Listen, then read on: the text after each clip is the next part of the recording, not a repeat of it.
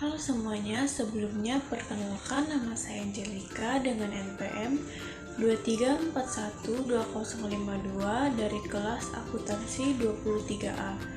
Pada video kali ini, saya akan memaparkan materi tentang behavior in organization atau perilaku dalam organisasi.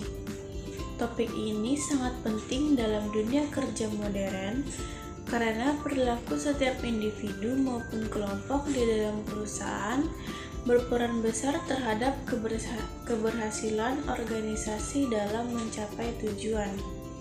Perilaku dalam organisasi tidak hanya mencakup cara seseorang bekerja, tetapi juga bagaimana ia berinteraksi, berkomunikasi, serta menyesuaikan diri terhadap struktur dan budaya organisasi.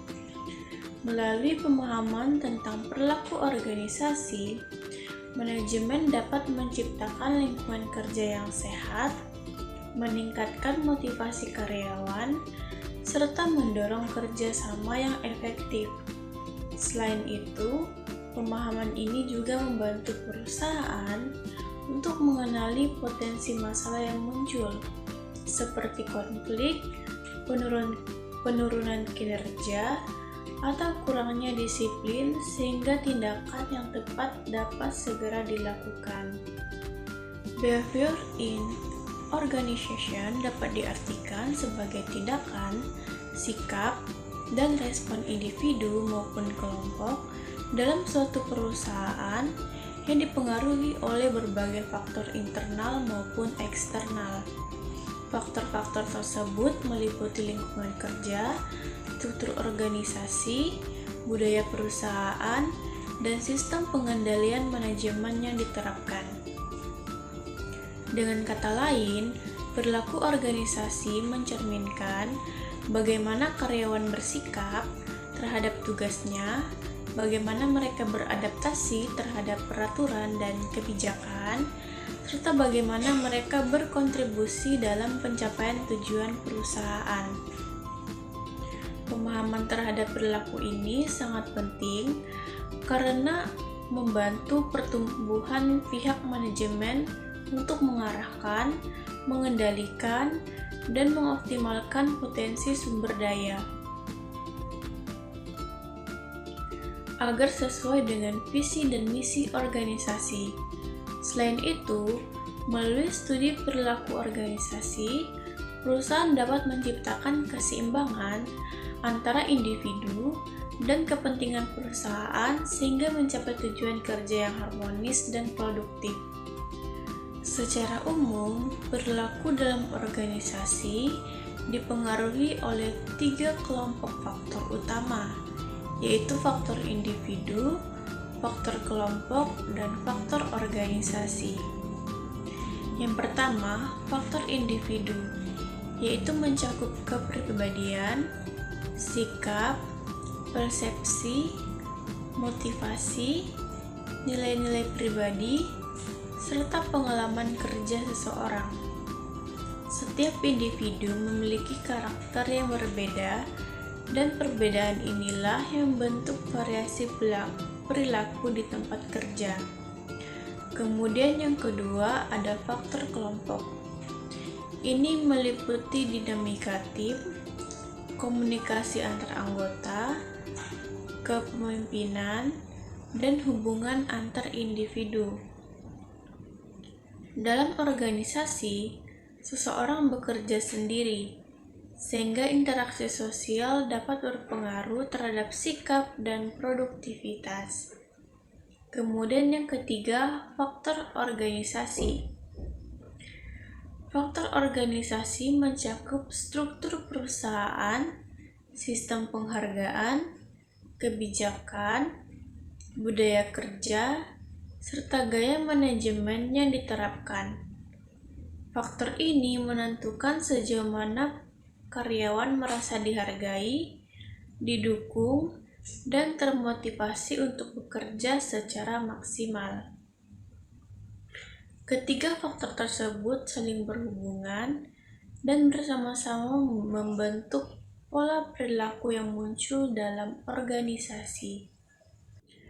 Sistem pengendalian manajemen memiliki peran yang sangat penting dalam mengarahkan dan membentuk perilaku individu agar selaras dengan tujuan organisasi. Melalui sistem ini, manajemen menentukan standar kinerja, memantau hasil kerja, memberikan umpan balik, dan memberikan penghargaan kepada karyawan yang berprestasi. Pengendalian yang baik tidak hanya berfungsi untuk mengawasi, tetapi juga untuk memotivasi dan mengarahkan perilaku agar sesuai dengan nilai-nilai perusahaan. Misalnya, ketika perusahaan menerapkan sistem penilaian kinerja yang adil dan transparan, karyawan akan merasa dihargai dan terdorong untuk bekerja lebih baik. Sebaliknya, sistem kontrol yang kaku atau tidak sesuai dengan kondisi kerja dapat menimbulkan stres, penurunan motivasi, serta perlawanan dari karyawan. Oleh karena itu, sistem pengendalian yang efektif harus mampu menyeimbangkan antara pengawasan dan pemberdayaan. Dengan begitu, karyawan tidak hanya bekerja karena kewajiban, tetapi juga karena memiliki komitmen terhadap keberhasilan organisasi. Tujuan utama dari manajemen perilaku dalam organisasi adalah menciptakan lingkungan kerja yang kondusif, memotivasi karyawan, memperkuat kerja sama tim, serta meningkatkan produktivitas dan kinerja organisasi secara keseluruhan. Dengan memahami perilaku karyawan, manajemen dapat merancang sistem penghargaan, pelatihan, dan strategi pengembangan yang sesuai dengan kebutuhan individu maupun kelompok. Hal ini membantu mengurangi konflik, memperbaiki komunikasi, serta meningkatkan loyalitas terhadap perusahaan. Selain itu, pengolahan perilaku juga memungkinkan organisasi untuk mengenali potensi masalah sejak dini. Misalnya, jika terjadi penurunan semangat kerja, ketidakharmonisan antar tim, atau tingginya tingkat turnover, maka manajemen dapat segera mengambil langkah-langkah strategis untuk memperbaikinya. Secara keseluruhan, tujuan akhir dari pengolahan perilaku organisasi adalah menciptakan keseimbangan antara pentingnya perusahaan dan kesejahteraan karyawan, sehingga tercipta suasana kerja yang harmonis dan berpotensi pada pencapaian hasil. Perilaku dan pengendalian manajemen memiliki hubungan yang sangat erat dan saling mempengaruhi. Setiap kebijakan atau sistem kontrol yang diterapkan manajemen akan berdampak langsung terhadap bagaimana karyawan berperilaku di tempat kerja. Sebuah sistem pengendalian yang efektif harus mempertimbangkan aspek psikologis dan sosial dari karyawan. Ketika kebijakan disusun tanpa memperhatikan perilaku manusia, maka sistem tersebut cenderung tidak berjalan dengan baik, bahkan dapat menimbulkan resistensi atau penurunan motivasi. Sebaliknya, jika manajemen memahami karakteristik perilaku individu dan kelompok, maka kontrol sistem yang dibuat akan lebih adaptif, fleksibel, dan sesuai dengan kebutuhan organisasi.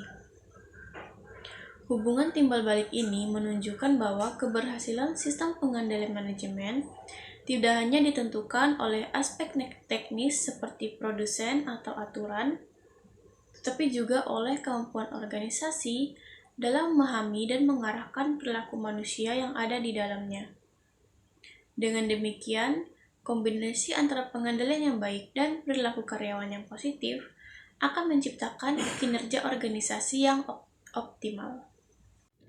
Sekian penjelasan yang dapat saya sampaikan, kurang lebihnya saya mohon maaf. Semoga apa yang saya sampaikan dapat berguna untuk kita semua. Saya akhiri, terima kasih.